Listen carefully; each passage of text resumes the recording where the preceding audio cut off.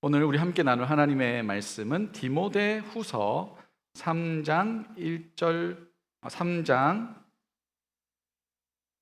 14절 그렇죠? 3장 14절부터 15절 말씀입니다. 디모데후서 3장 14, 15절 우리 함께 두 절의 말씀이니까요. 같이 읽겠습니다. 시작. 그러나 너는 배우고 확신한 일에 거하라. 너는 내가 누구에게서 배운 것을 알며 또 어려서부터 성경을 알았나니 성경은 능히 너로 하여금 그리스도 예수 안에 있는 믿음으로 말미암아 구원에 이르는 지혜가 있게 하느니라. 아멘. 네, 자리에 앉으시고요. 수련의 은혜 가운데 잘 마무리됐습니다. 조장 그리고 찬방팀 스태프들 여러 가지 모양으로 섬겨주신 분들께 진심으로 감사드리고요. 수련회 크게 한 세 부분 정도로 구성이 돼서 진행이 됐습니다. 그 조별 모임에 대한 니즈가 많았기 때문에 이번에는 조별 모임을 많이 또 깊게 할 수 있도록 구성을 했었고, 조별 모임에서 큐티나 또 나눔 진행을 했습니다. 오전과 저녁에는 특강이랑 집회가 있었고, 낮 시간에는 레크레이션 있었습니다. 그러니까 이렇게 조합을 해보면 예배나 교제나 또 나눔이 아주 잘 어우러진 그런 구성이었던 것 같습니다. 무엇보다 밥이 너무 맛있었고, 네. 다 먹지 못해 못 먹은 메뉴들이 좀 있어요. 배가 너무 불러가지고. 특별히 우리 좋았던 거는 청년 일부의 그 상대적 어린 친구들이 있습니다. 영보이. 네, 우리 포에마에서 봤을 때는 나이가 많은 사람들이겠지만 청년 일부에서 봤을 때는 되게 영보이 친구들이 있는데, 이분들이 많이 오셔가지고 또 함께 참여하면서 이분들이 조에서 빵긋빵긋 웃는 게 저에게 굉장히 기쁨과 행복이 됐습니다. 여러 이유로 또 함께하지 못하신 분들에게는 겨울 수련회에 꼭 함께 하시기를 강력히 추천을 하고요. 아직 장소를 못 정해서 장소가 정해져야 이제 일정이랑 다 픽스해서 말씀을 드릴 수 있는데 지금 열심히 섭외 중입니다. 우리 조장님들 스태프들과 함께 그 리뷰하는 모임을 가졌는데 빨리 일정을 공유해 주자. 이번에 좀 늦었다. 그래서 나오는 대로 뭐 8월이든 9월이든 겨울 수련회 일정을 공유할 테니까 그 일정을 좀 빼주시면 좋겠습니다. 저희가 지금 원래 겨울 수련회는 박싱데이 때 하죠.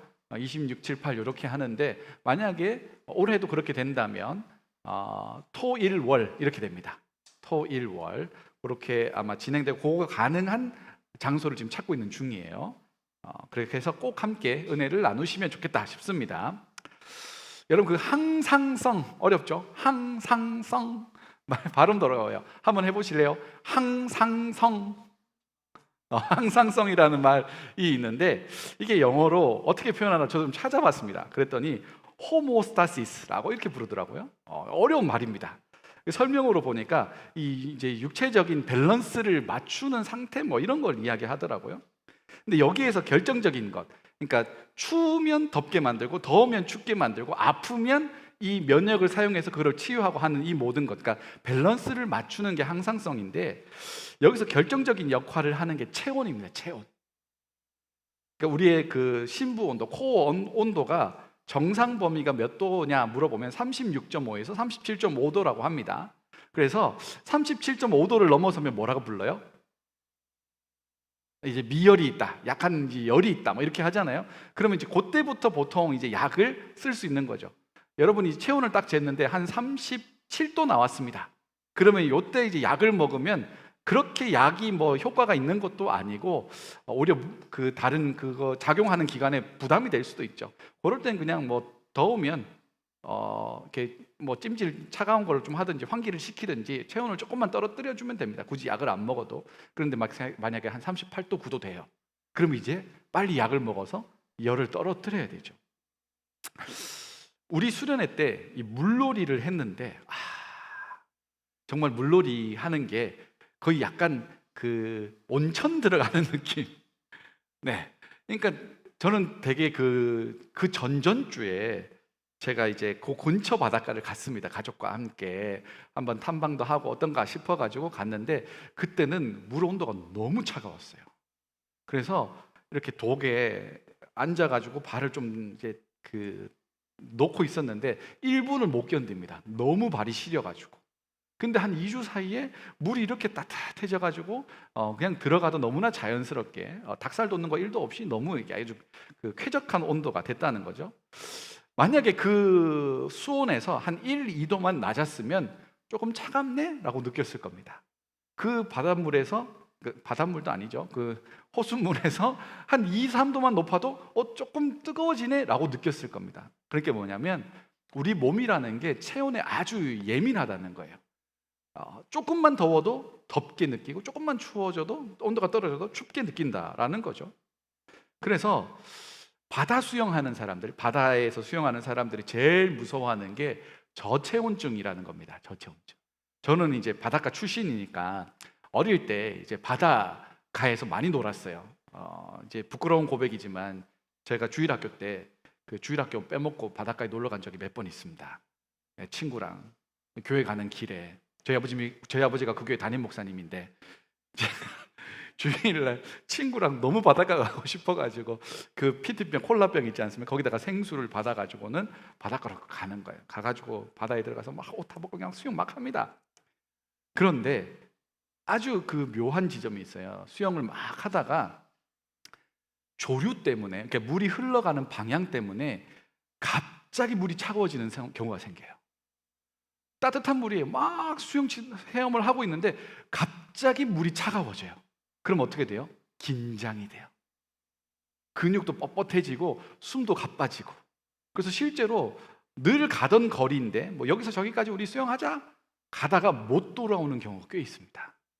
그래서 사고 나는 경우가 꽤 많아요. 그러니까 바닷물이 갑자기 차가워지는 경우가 있다는 거죠. 온도가 낮아졌을 때 그거를 내가 극복하지 못하면 이 혈관에 피를 도는 양 자체가 확 줄어버린대요. 그래서 크게 이 문제가 생기고, 특별히 우리 몸의 체온이 좀 떨어지면 면역에 있어서도 굉장히 기능이 저하가 된다고 하죠. 왜 이렇게 장황하게 온도에 대한 이야기를 했느냐? 신앙도 똑같습니다. 신앙도 수련회를 생각해 보면 수련회 때는 조금 느슨하고 낮아졌던 우리 신앙의 온도를 좀 빡 올립니다. 빡 끌어올리죠. 신앙의 컨디션도 그때 딱 좋아집니다. 쭈뼛쭈뼛 나눔도 잘 못하던 사람들이 이제 수련회 딱 가면 조활동을 하고 하루 이틀 지나고 나면 금방 편해져서 말도 많이 하게 되고요. 또 같이 이렇게 기도하는 것이 좀 어색했던 분들도 같이 기도하는 것에 대해서 부드러워지고, 말씀을 이제 자주 읽고 또 묵상하고 적용해 보지 못했던 분들도 그곳에서 많이 해보면서 굉장히 신앙의 온도가 막 올라서 컨디션이 좋아지는 경우들이 있습니다. 물론 이제 신앙의 컨디션이 올라갈 때 이 몸은 좀 피곤할 수 있습니다. 근데 그건 여러분들께서 앉아서 그래요. 수련회 때 막 새벽 4시까지 안 주무시고 대단한 체력이라고 생각합니다. 어쨌든 아침부터 늦은 밤까지 밥 먹고 성경 보고 밥 먹고 나눔하고 밥 먹고 말씀 듣고 기도하고, 이거를 이제 2박 3일 동안 한 거예요. 안 하던 거죠. 대신에 그걸 통해서 신앙의 온도가 싹 올라갑니다. 문제는 뭐예요? 그 다음이에요. 보통 여러분 수련회 때 눈물 콧물 흘리면서 기도하고 말씀이 귀에 쏙쏙 들어오는 경험도 하고 아주 깊이 있는 나눔들도 많이 하면서 좋죠. 그런데 그게 수련회 갔다 온 다음에, 제가 이제 뭐 이렇게 청년 목회를 10년 이상 하면서 이렇게 쭉 보면 아무리 길어도 한 1, 2주가 지나면 금세 수련회 이전 상태로 돌아옵니다. 왜 그럴까? 혹시 여러분들도 지금 약간 수련회 끝나고 첫 번째 주일이에요, 지금. 근데 수련회 가기 전 상태하고 비슷한 분들도 있을 수도 있습니다. 그게 왜 그러냐면 우리가 그 살아가는 일상의 자리와 수련회를 하는 자리의 시간과 공간의 상태가 달라서 그래요. 그러니까 수련회 장소는 약간 진공 상태 같은 겁니다. 시간과 공간을 굳이 생각하지 않고 그냥 그 안에 몰입할 수 있도록 만들어 주는 겁니다. 그러니까 그 안에서 은혜 받을 수 있는 최적의 조건을 이미 다 만들어 놓았어요. 조금만 노력하면 되는 거죠. 그런데 일상의 자리는 다릅니다. 시간과 공간과 일정이 매우 다양한 방향으로 막 흘러요. 일할 때는 회사의 목표와 방향이 있고 거기에 맞게 쓰임 있게 일을 해야 되는 것이고, 일 끝나고 사람을 만날 때는 또 다른 방향으로 시간과 공간이 설정이 되는 거죠. 쉴 때도 그렇습니다. 우리가 쉽게 우리가 애써 쌓아 올려놓은 신앙의 온도가 일상으로 오면 굉장히 다양한 방향성으로 그게 다 빠져나갈 가능성이 높은 겁니다. 그래서 약간 남양 공부 그래서 중요한 게 뭐냐면 신앙의 온도를 끌어올리는 겁니다. 혹시 여러분 수련회 이후에 뜨거웠던 그 신앙의 온도가 탁 떨어졌다면 그거 다시 좀 군부를 떼면서 끌어올리는 작업을 할 필요가 있습니다. 이거 수련회만 해당하는 게 아니라 주일 예배에도 해당되는 겁니다. 이 수련회를 주일로만 바꾸면 됩니다. 주일날 교회 오는 이유는 시간과 공간을 구분해 가지고 요거를 거룩이라고 부릅니다. 시간과 공간을 구분해서 가장 집중도 있게 하나님께 예배하도록 돕기 위해서 이 주일 예배가 있는 거예요. 주일이라는 시간을 여기 예배당이라는 공간 안에서 완전히 집중해서 하나님께만 예배할 수 있도록 돕게 하려고 요 주일이 구분되어 있죠. 소그룹도 같은 개념입니다. 여러분 이제 셀 방학이라서 좀 쉬고 있지만 셀을 다시 오픈했다고 칩시다.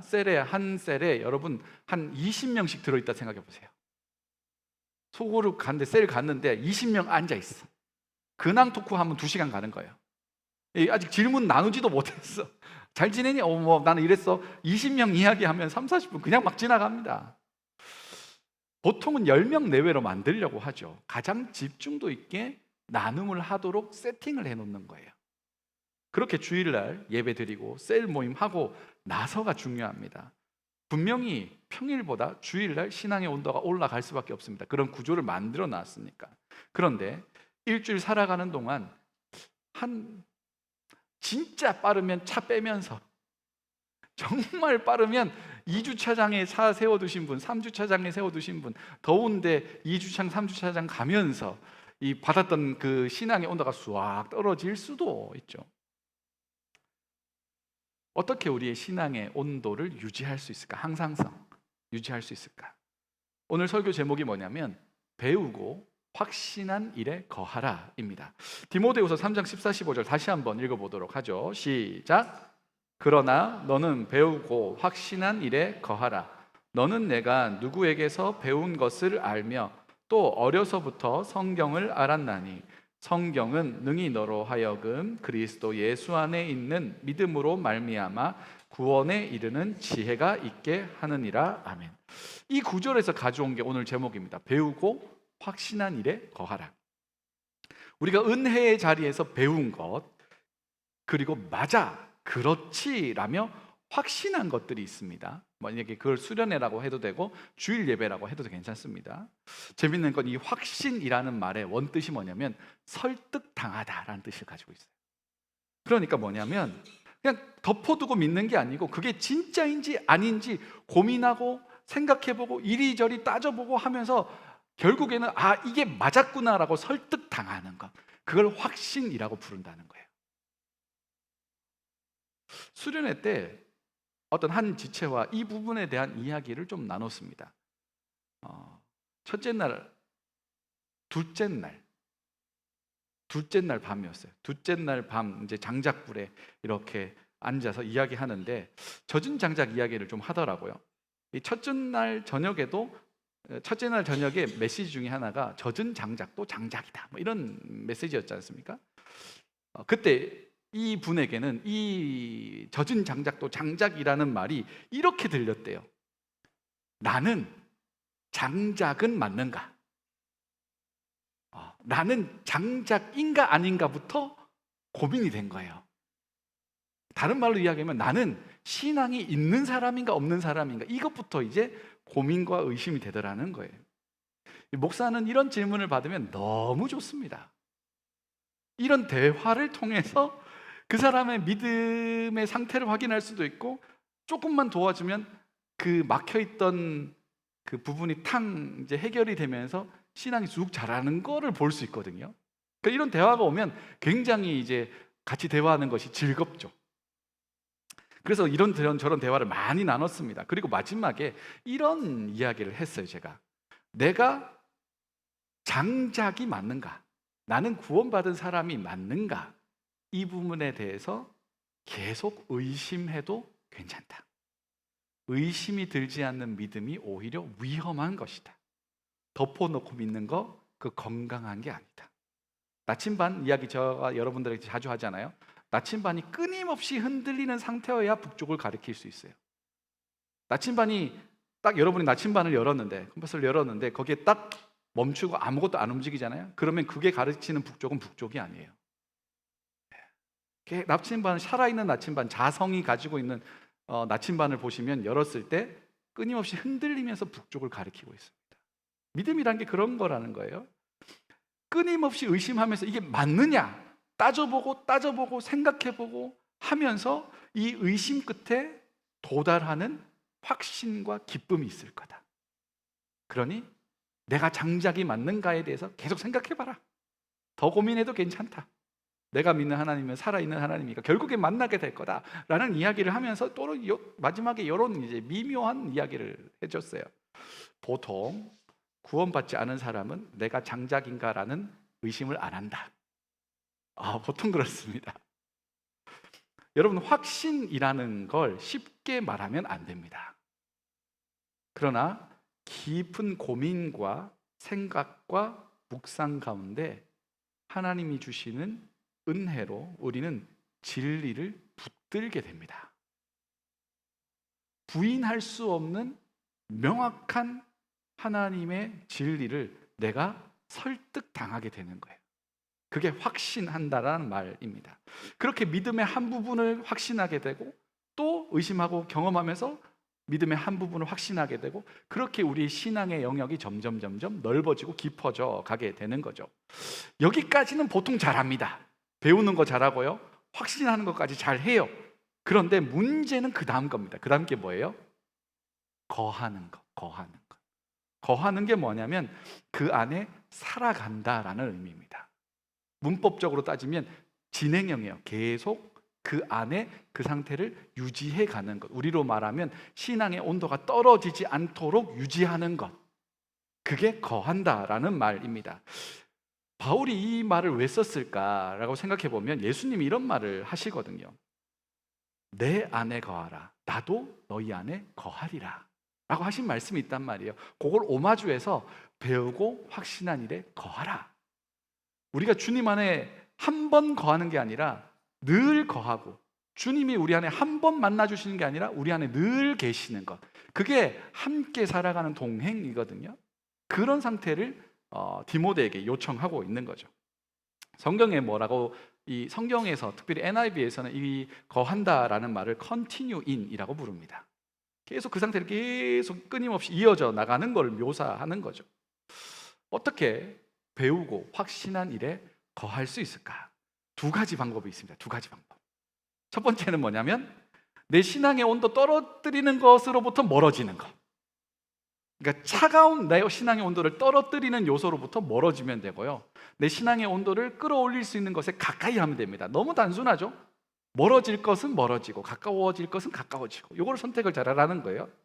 그러면 생각해 보죠. 여러분의 신앙의 온도를 떨어뜨리는 게 뭐가 있습니까? 이건 각자가 다 다를 거예요. 여러분은 가만히 생각했을 때 내 신앙의 온도를 떨어뜨리는 요소, 하나님으로부터 멀어지게 만드는 요소가 뭘까를 한번 고민해 보세요.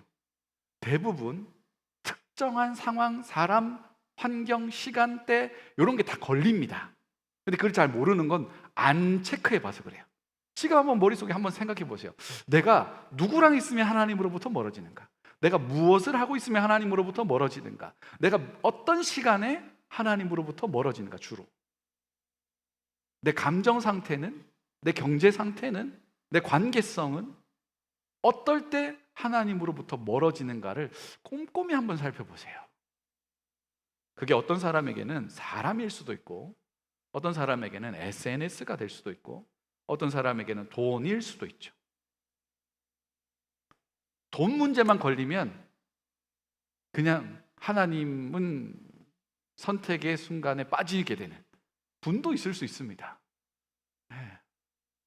어떤 사람하고만 만나면 하나님으로부터 멀어진다 라고 할 수도 있고요, 아니면 늦은 밤에 하나님으로부터 멀어지게 되는 사람도 있을 수도 있고요, 어떤 특정한 일을 하면서 하나님을 멀어질 수도 있는 거예요. 각자가 한번 생각해 보셔야 돼요. 그게 내 신앙의 체력을, 온도를 막 떨어뜨리고 신앙의 면역도 낮아지게 하는 주된 요소가 될 수 있다는 거예요. 저는 여러분에게 한 가지 제안을 해드리고 싶습니다. 특별히 여러분의 시간을 순삭하는 것, 순식간에 가져가는 것들이 있지 않습니까? 그것들로부터 조금 거리를 둬보시면 좋겠어요. 어쨌든 하나님하고 시간을 많이 보내야 가까워지는 거거든요. 근데 그 시간의 대부분을 가져가는 것들이 있을 거란 말이에요. 그게 뭘까를 한번 체크해 보시면 좋겠습니다. 통계에 따르면 보통 한 사람이 유튜브 구독을 30개에서 150개 정도 한다고 합니다. 헤비 유저는 200개에서 1000개 정도 한대요. 유튜브 최대 구독 설정이 몇 개까지 되는지 아세요? 저도 몰랐는데 이거 이제 막 설교 준비하다가 조사하면서 알았는데 2000개까지 된대요. 2000개까지 되고 하루에 75개까지만 구독할 수 있답니다. 여러분 한번 지금 휴대전화 한번 열어보세요. 나는 지금 유튜브 몇 개쯤 구독하고 있는지 한번 보세요. 네. 한번 체크해 보세요. 생각보다 있잖아요. 내가 뭐 한두 번 본 것 같은데 벌써 구독돼 있는 것도 있고, 너무 안 들어가가지고 뭐 전혀 안 보는 것들도 꽤 많을 거란 말이죠. 저도 한번 볼까요? 몇 개나 됐나? 근데 저는 이게 가족들이 다 같이 쓰는 거라 가지고, 저희 꼬맹이가 이것저것 많이 구독해 놨던데 막 되게 뭐 유치한 거 있잖아요. 막. 정말 봐야.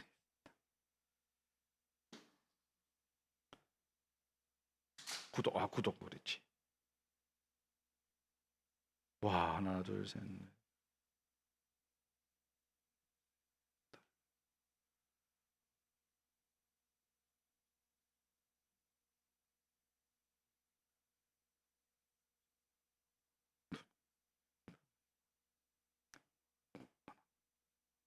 저는 다 셌습니다.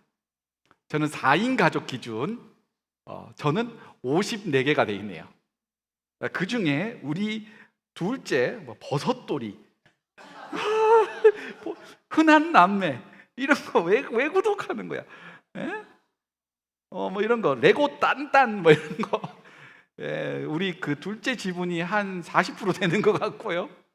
예, 저는 이제 최근에 또 제가 이제 구독한 게 기프티드. 거의 기우제에 가까운 건데 내년에 기프티드를 데려오려고 구독 열심히, 좋아요 열심히 하고. 자, 나는 50개 미만이다 손. 꽤 많으시네. 50개 이상이다 손. 예, 나는 한 100개는 될 것 같다. 예, 계시고요. 나는 200개는 넘겠다. 저희는 100개에서 200개 사이가 제일 많네요. 여러분 이거 다 보세요? 생각보다 다 안 봐요. 여러분들이 이제 전문 유튜버들을 생계를 생각하셔가지고 구독을 열심히 눌러주시는 거는 착한 일입니다만은, 중요한 게 뭐냐면 구독을 많이 해놔서 나쁠 거 전혀 없습니다. 그런데 문제는 그 구독한 채널의 종류나 성격입니다. 그게 내 신앙에 도움이 되는지를 한번 체크해 봐야죠. 그리고 구독이 많이 되어 있잖아요. 그걸 기초로 알고리즘에 띄워주거든요. 그럼 내가 별로 관심 없던 것도 내가 구독해 놓은 거면 알고리즘에 따라서 툭툭툭 뜨게 된단 말이에요. 그거 좀 보다 보면 이제 어느샌가 시간이 후루루루루 지나가게 되죠. 볼 생각 없었는데 뜨니까 보는 거잖아요. 그러다 보면 우리 그 큐티 때 이야기했지만 내가 먹는 것이 곧 자신이라 했잖아요. 내가 그곳에 많은 소비를 하면서 인풋을 하는 순간 그게 어느샌가 나에게 자리 잡게 되어 있습니다. 네. 내가 소비하는 시간과 구독과 영상이 나라는 사람을 어느새 만들고 있다는 겁니다. 그러니 요즘 말로 하면, 이건 제가 만든 말인데 괜찮은 말이라고 생각합니다. 신앙적으로도 그렇고 우리의 삶도 그렇고 알고리즘에 뜨는 게 곧 자기 자신입니다. 여러분의 알고리즘에 뭐가 뜨는지 보세요. 그게 나예요. 내가 주로 소비하고 있는 것, 내가 시간을 들이고 있는 것, 관심을 갖고 있는 것을 얘가 기가 막히게 알아요. 그게 나의 신앙의 온도를 끌어올리는 거면 괜찮은데 아닌 경우가 훨씬 많은 게 사실입니다. 그래서 여러분, 혹시라도 우리 예배, 온라인 예배를 설교를 들으시는 유튜버 분들께는 죄송하지만 이 나의 신앙의 온도를 끌어내리는 신앙의 저체온증이 오게 하는, 특별히 나의 시간을 많이 빼앗아가는 채널은 그게 하나님하고 별로 관계가 없는 것이라면 좀 정리를 하세요. 올 여름에 한번 해보시는 겁니다. 이번 주에 한번 해보시면 좋겠어요. 진짜 아까운 채널들은 남겨놓으세요. 근데 이건 없어도 되는데 하는 건 정리하는 거예요. 이번 주에 한 10개에서 15개 정도만 정리해 보시죠. 이번 여름에 한 20에서 30% 정도 정리한다고 해보시면 좋겠어요. 꼭 구독하셔야 될 게 있습니다. 꼭 구독하셔야 될 거는 이제 2개인데, 하나는 이제 기프티드, 하나는 청년일부. 우리가 놀랍게도 청년일부 유튜브에 채널이 있어요. 그거는 구독하시고 좋아요도 누르시고 알람 설정도 하시고 하시면 됩니다. 신앙의 온도를 유지하는 것, 항상성을 가지는 것, 배우고 확신한 일에 거하는 것. 방법은 온도를 떨어뜨리는 것은 멀리하는 것. 그리고 2번째 뭐예요? 온도를 올릴 수 있는 건 가까이 하는 겁니다. 자, 2번째 온도 올리는 걸 생각해 보죠. 가장 기초적인 것, 가장 기본적인 것, 그리고 가장 확실하고 가장 건강한 것, 그건 뭐냐면 말씀을 가까이 하는 겁니다. 말씀을 가까이 하는 겁니다. 찬양을 많이 들으면 안 되나요? 그것도 좋습니다만은 더 좋은 건 말씀을 가까이 하는 겁니다. 말씀은, 그러니까 우리가 찬양을 열심히 듣는 것도 너무 좋아요. 저도 좋아하거든요. 그런데 일종의 소비로 바뀔 때도 있어요, 그게. 그런데 말씀은 지극히 생산적입니다. 내 안에서 뭔가를 계속 만들어낸다고요. 그러니까 말씀을 가까이 하는 게 훨씬 좋습니다. 오늘 본문에도 성경이 얼마나 중요하고 확실한지를 알려주죠. 구원에 이르는 지혜가 있다. 구원에 이르는 다른 방법이 없는데 성경 통해서 구원에 이를 수 있다. 성경이 증언하는 예수 그리스도를 경험할 수 있게 되기 때문에 그런 거죠. 그러면 어떻게 이 말씀을 가까이 할 수 있을까? 수련회 때는 특강을 통해서 이거를 말씀을 해드렸습니다. 그게 뭐예요? 성경 묵상, 큐티 하는 거. 그래서 제가 조금 놀랐는데 큐티가 뭔지 잘 모르시는 분도 있었고 큐티 어떻게 해야 되는지도 모르는 분이 꽤 많았다고 들었습니다. 그래서 어떻게 준비하고 어떻게 진행하고 어떻게 적용하고 살아갈지에 대한 구체적인 이야기를 실습과 함께 했었죠. 큐티 하기 전에 해야 될 거, 해시태그 달아라. 그게 뭐였죠? TPH, Time, Place, Heart. 여러분 SNS에 해시태그 달아서 올려봐라 했더니 올리시는 분들이 있었죠. 그래서 제가 놓치지 않았다면 저와 연결되어 있는 분들은 제가 다 좋아요를 눌렀습니다.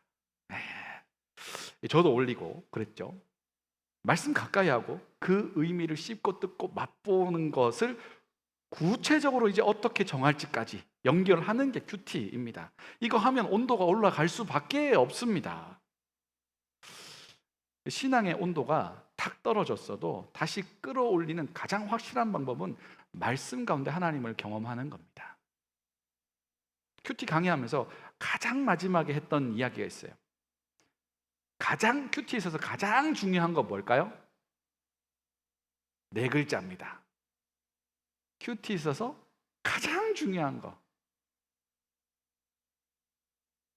신앙의 온도를 많이 끌어올려야 돼. 우리가 큐티에서 가장 중요한 건 매일 한다. 매일 한다. 대도 안 해도 계속 매일 한다. 그게 끌어올리는 거죠. 그러면 어떤 일이 있느냐? 여러분이 가지고 있는 일상의 상황과 문제들을 말씀 안에서 고민하고 선택하고 풀어나가는 지혜가 생기는 거죠. 주중에 셀 단톡방에 큐티 본문과 영어로 된 해석이 올라가고 있습니다. 해보세요. 해보셔야 온도가 올라가죠. 그거를 경험해 봐야죠. 그래서 해시태그 달아서 TPH 달아가지고 올려보세요. 여러분 이 여름에 요것만 잘해도 여러분의 삶에 정말 큰 도움과 변화가 있습니다. 이거는 기독교 역사 가운데 오랫동안 자리 잡은 아주 건강한 방식인 거예요. 수련회에 참석하지 못한 분들은 이게 무슨 말인지 잘 모르시겠죠? 그래가지고 준비를 했습니다. 지금 이제 요거를 스캔을 하세요. 스캔을 하시면 큐티 특강 자료 전체를 받으실 수 있습니다. 제가 만들었기 때문에 그냥 보시면 됩니다. 예배 후에 제가 데스크 앞에도 이거를 이게 QR코드를 놔둘 테니까 이거 혼자 그냥 쭉 읽어보면서 하시면 따라하실 수 있는 충분하게 자세하게 되어 있으니까 꼭 시도해 보시면 좋겠습니다. 이렇게까지 해주는데 안 한다는 건 뭐 이제 여러분의 선택이긴 하지만 아쉬운 마음은 생길 것 같아요. 꼭 해보시면 좋겠습니다. 그래서 이 설교 시간에도 잠깐 온도를 높여 보려고 합니다. 저는 이번 주 큐티 본문들 중에서 화요일 본문이 저에게 좋았습니다. 그리고 화요일부터 설교 준비를 했기 때문에 이 본문이 더 크게 와닿기도 했습니다. 시편 117편 1절 2절, 118편 1절에서 10절이었거든요. 이거 묵상하면서 되게 좋았습니다. 큐티 할 때 두 가지 질문으로 시작을 해보라고 했습니다. 두 가지 질문이 뭐였냐면, 하나님은 어떤 분이신가? 그리고 내게 주시는 교훈과 내게 주시는 기대는 무엇인가? 이 두 가지 질문으로 본문을 살펴볼 수 있다고 이야기했어요. 시편에 보면 이렇게 되어 있거든요. 여호와께 감사하라, 그는 선하시고 인자하심이 영원함이로다. 여기서 딱 그냥 대충 너무나 명확하게 설명을 딱 해주죠. 하나님 어떠한 분이시냐? 선하시고 인자하신 분이라는 거예요. 그게 영원하신 분이라고 이야기합니다. 벌써 하나님이 어떤 분이신지를 좀 알게 됐죠. 여러분이 기도할 때 하나님이 선하시다라는 말 쓰세요? 하나님이 인자하시다라는 말을 쓰세요? 그런 단어를 쓰세요? 하나님의 선하심과 인자하심이 영원하다는 말을 쓰세요? 잘 안 쓰죠. 왜 안 쓰냐면 못 경험해봐서, 못 읽어봐서 그래요. 말씀 안에서 하나님이 어떤 분이신지를 굉장히 디테일하게 알 수 있습니다. 우리는 우리가 경험한 만큼 고백할 수 있거든요. 그런데 성경을 통해서 그 하나님을 더 다채롭고 깊이 있게 경험할 수 있어요. 하나님이 선하시다, 하나님이 인자하시다. 이 인자하시다라는 말이 헤세드인데 어떤 느낌의 언어냐면 끝까지 책임지는 변함없는 사랑을 이야기해요. 끝까지 책임지는 변함없는 사랑. 그럼 이 말씀을 쭉 묵상하면서 하나님은 선하실 뿐 아니라 당신과 맺은 언약을 끝까지 책임지시는 사랑의 하나님이시구나 라는 게 훅 들어왔다고 쳐봐요. 그럼 이거 곱씹어보면 곱씹어볼수록 우리가 고백하고 기대어 볼 만한 구절이 되는 거예요. 여러분이 너무나 지치고 피곤할 때 이 구절을 인용해서 기도할 수 있죠. 하나님은 선하시고 인자하심이 영원하시다면서요. 끝까지 책임지는 사랑을 가지고 계시다면서요. 하나님, 지금 제가 그 하나님의 인자하심이 너무 필요합니다. 끝까지 책임지시는 하나님의 사랑으로 나를 덮어주십시오. 나를 인도해 주십시오. 라고 기도할 수 있죠. 여러분이 전혀 기도하지 않았던 새로운 언어와 새로운 결의 기도예요. 그리고 이 기도는 아주 좋은 기도예요. 왜요? 말씀을 기초로 하는 기도잖아요. 매우 건강하고 좋은 기도. 내게 주시는 교훈과 기대가 뭐냐면 5절 통해서 제가 좀 발견했는데 5절 말씀 이렇게 되어 있습니다. 같이 한번 읽어볼까요? 시작. 내가 고통 중에 여호와께 부르짖었더니 여호와께서 응답하시고 나를 넓은 곳에 세우셨도다. 이 구절을 이제 쭉 몇 번, 그 전체 구절을 몇 번이나 쭉 읽으면서 이 구절이 저에게 와서 툭 와닿은 거예요. 내게 주시는 교훈과 기대. 지금 나에게 있는 상황 속에서 해야 될 건 뭐냐? 하나님께 나아가 부르짖는 거구나. 기도하는 거구나. 그리고 맡기는 거구나. 그러면 고통이라는 말이 나오잖아요. 내가 고통 중에라는 말의 원래 뜻이 뭐냐면 완전히 사방이 다 막힌 아주 좁은 감옥 같은 의미를 가지고 있거든요. 우리가 사실 그런 경험들을 좀 할 때가 있죠. 굉장히 고통스러울 때는 숨이 막 막혀고 조여오는 듯한 압박을 느끼잖아요. 어떤 사람에겐 그게 감옥처럼 느껴진단 말이에요. 이 시편을 지은 사람도 너무나 심리적으로 육체적으로 압박이 심하니까 내가 마치 감옥에 갇혀서 어디로도 움직일 수 없이 그냥 그 자리에 있어야만 하는 굉장히 답답한 상황 가운데 놓여 있었던 것 같아요. 그 고통 중에 본인이 할 수 있는 것이 뭐였어요? 여호와께 부르짖는 거였습니다.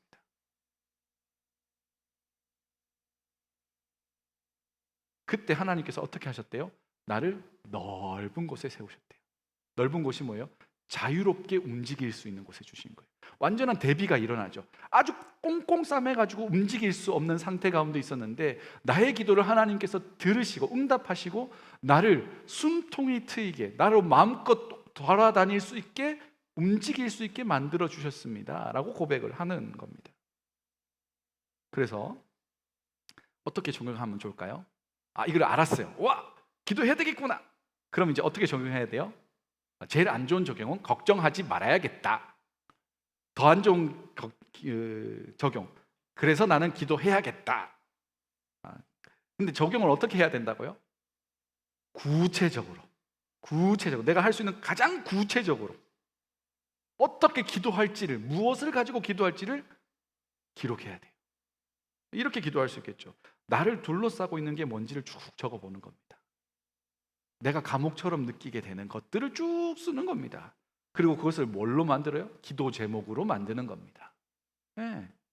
만드는 것으로 끝나면 안 되겠죠. 이걸 가지고 언제 어디서 어떻게 기도할지를 정해야 돼요.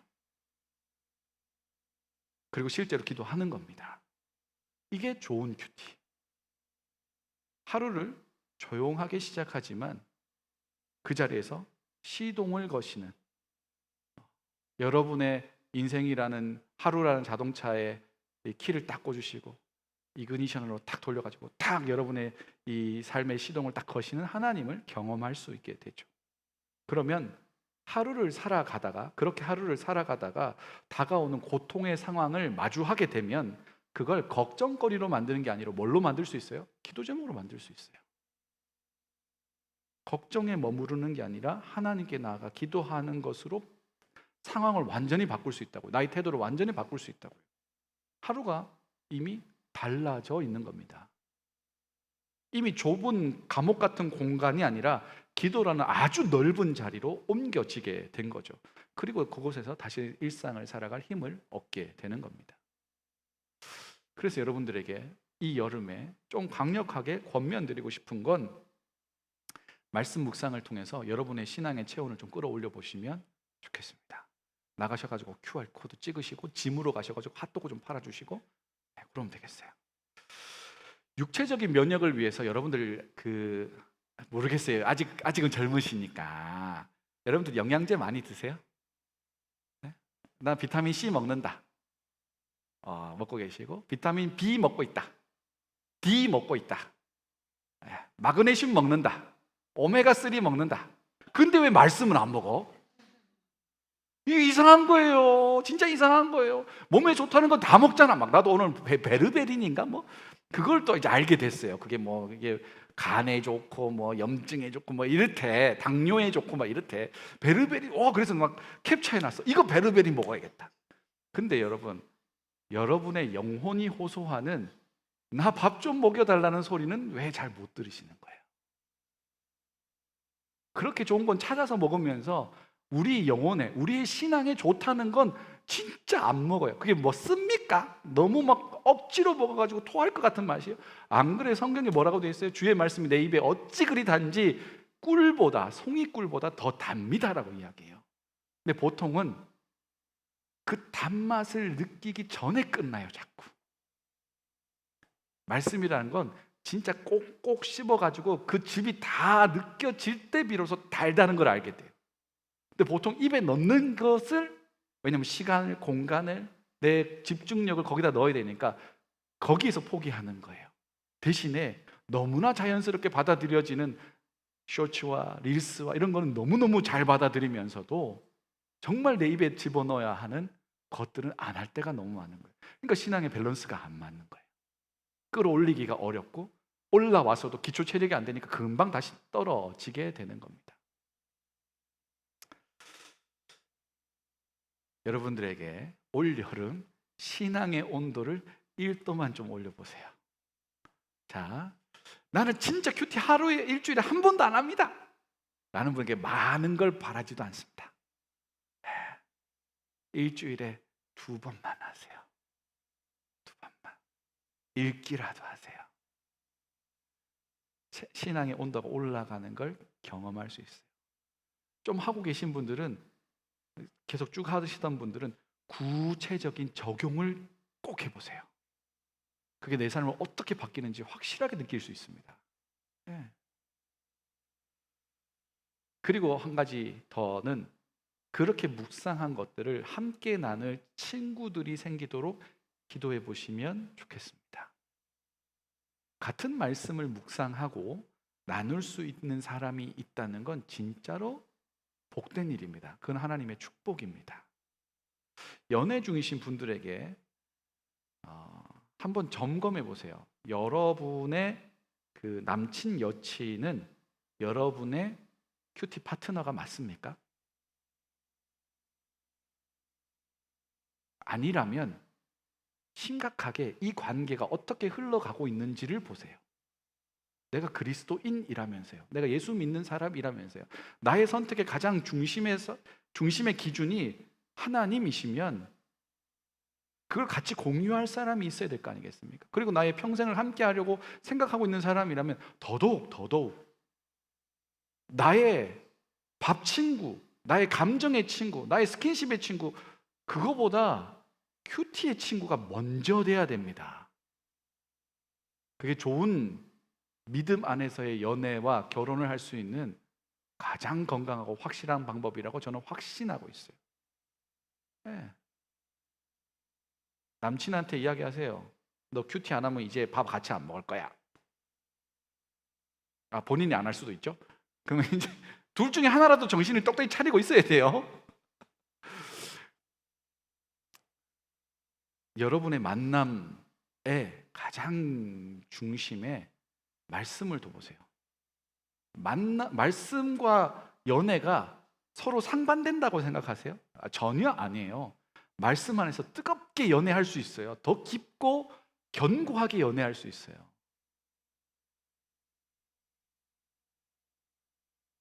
아직 나는 연애가 안 하고 있습니다 라시는 분들은 이렇게 기도해 보시면 참 좋겠습니다. 하나님, 나도 남친이랑 여친이랑 큐티 파트너 하고 싶습니다. 말씀을, 이 속에 불붙는 이 말씀을 같이 나눌 사람을 주시옵소서. 이거 농담 같아요? 하나님이 이것 때문에 주시지 않을까? 그래, 네 혼자 나누는 거 너무 외로운 일이지. 사람이 혼자 거하는 것이 좋지 아니하니. 이거는 솔로로 살아간다는 게 아니에요. 하나님의 형상을 따라 하나님께 영광 올려드리는 그걸 함께 나눌 사람이 없다는 게 불쌍하다는 거예요. 그게 좋지 않다는 이야기예요. 죄를 지면서 혼자 살아가는 게 좋지 않다, 이게 개념이 아니에요. 하나님을 마음껏 경험하고 그걸 함께 누리는 것이 하나님이 사람을 지은 목적이라는 거예요. 그것에 맞게 기도하는 거니까 왜 하나님이 안. 그래서 여러분들에게 좋은 큐티의 친구들이 생기도록, 그리고 연애 중이시라면 내가 정말 좋은 큐티의 파트너가 되도록, 또 연애를 꿈꾸고 기도하는 분들이라면 여러분의 그 연애의 기도 제목 가운데 뭘 집어넣으라고요? 하나님, 내가 만날 사람은 정말로 내 좋은 큐티 파트너가 됐으면 좋겠습니다. 나도 그 사람에게 좋은 큐티 파트너가 되도록 지금부터 큐티 열심히 할게요. 하나님, 좋은 사람 붙여주십시오. 열매 맺을 줄 믿습니다. 아멘 한 사람만 이제 왜 맺는 거예요? 열매 맺을 줄 믿습니다. 이렇게 약간 옛날 스타일인데, 이런 거 약간 이제 겁박하면서 이제 하는 거. 자. 여러분, 감정이라는 게 왔다 갔다 합니다. 그런데 말씀은 아주 견고한 토대가 됩니다. 두 사람의 관계에서도 아주 든든한 디딤돌이 되는 거죠. 여름 수련회 끝났습니다. 그래서 더 이상 여름 수련회 이야기는 잘 안 할 겁니다. 그런데 여름 수련회 끝났고 무더운 여름은 계속될 겁니다. 이 여름에 여러분의 신앙의 온도를 유지할 수 있는 저와 여러분이 되기를 소망합니다. 금방 체온을 뺏기게 될 겁니다. 좋은 것들을, 우리의 체온을 빼앗아 가는 것들이 좋다는 포장을 하고 우리에게 얼마나 많이 다가오는지 몰라요. 조금만 마음 주면 다 우리의 신앙의 체온을 빼앗아 갑니다. 그런 것들은 좀 멀리 하시고 우리의 신앙의 체온을 끌어올릴 수 있는 것들은 좀 가까이 해보십시오. 그리고 이게 얼마나 그 깊은 맛이 있는지를 경험하게 되면 자연히 이 추울 때 난로가에서 이렇게 불을 쬐듯이 여러분의 신앙의 체온을 그 말씀과 깊은 교제 가운데서 나눌 수 있게 됩니다. 여러분 수련회 때 배운 것들, 확신한 것들을 그 안에 거하시는 은혜가 있게 되기를 바랍니다. 또 수련회 참여하지 못했던 분들도 이 매 주일마다 또 여러분이 읽고 묵상하는 말씀을 통해서 그 안에 거하는 은혜가 있게 되기를 원합니다. 그렇게 신앙의 건강함을 유지해가는 좋은 신앙의 온도를 계속 유지할 수 있는 저와 여러분이 되기를 소망합니다. 옆에 계신 분들과 마지막 이렇게 축복하겠습니다. 당신의 신앙의 온도가 따뜻하기를 원합니다. 시작. 한 번 더 축복하시죠. 말씀 묵상합시다. 네, 함께 기도하겠습니다.